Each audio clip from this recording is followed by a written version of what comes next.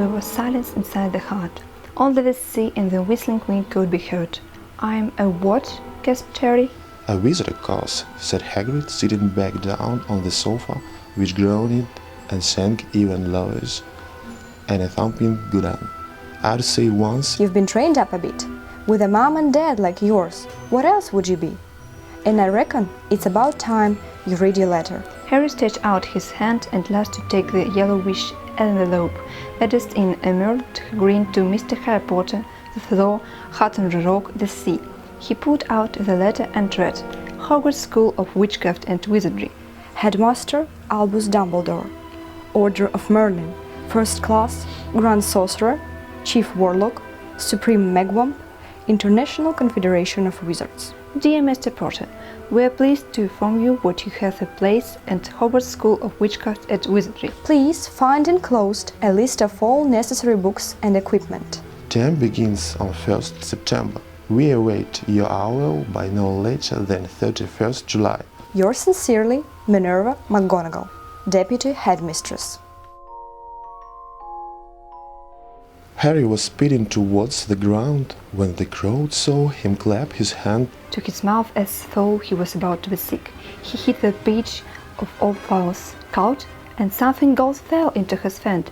"I've got a sneeze!" he shouted, waving it about his head, and the game ended in complete confusion. He didn't catch it. He nearly swallowed it. Flint was still howling 20 minutes later, but it made no difference. Harry hadn't broken any rules, and Lee Jordan was still happily shouting the results.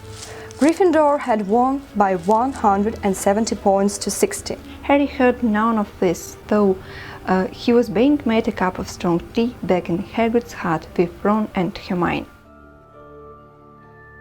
It was a magnificent mirror, as high as the ceiling, with an ornate gold frame. Standing on two clawed feet. There was an inscription carved around the top. Eris extra, eruha oid, ubeka fru, oid on vosi. His panic faded now that there was no sound of Filch and Snape. Harry moved nearer to the mirror, wanted to look at himself, but seeing no reflection again, he stepped in front of it. He had to clap his hands to his mouth to stop himself screaming. He wheeled around.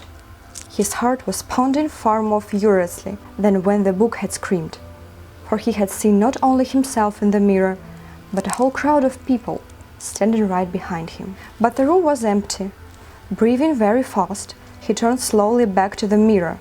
Where he was, reflected in it, white and scared looking, and where, reflected behind him, were at least 10 owls. Harry looked over his shoulder, but still no one was there. Or were they all invisible too?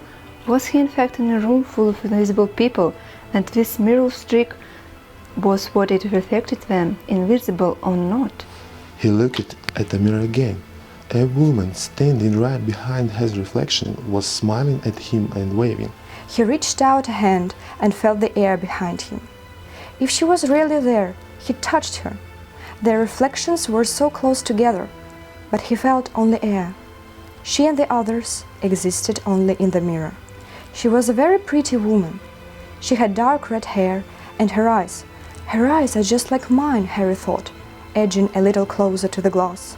Bright green, exactly the same shape, but then B noticed what she was crying, smiling but crying at the same time.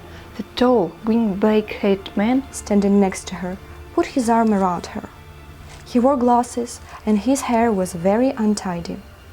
It stuck up at the back, just like Harry's did. Harry was so close to the mirror now, what he knows was nearly touching what of his reflection. "Mom," he whispered, "Dad."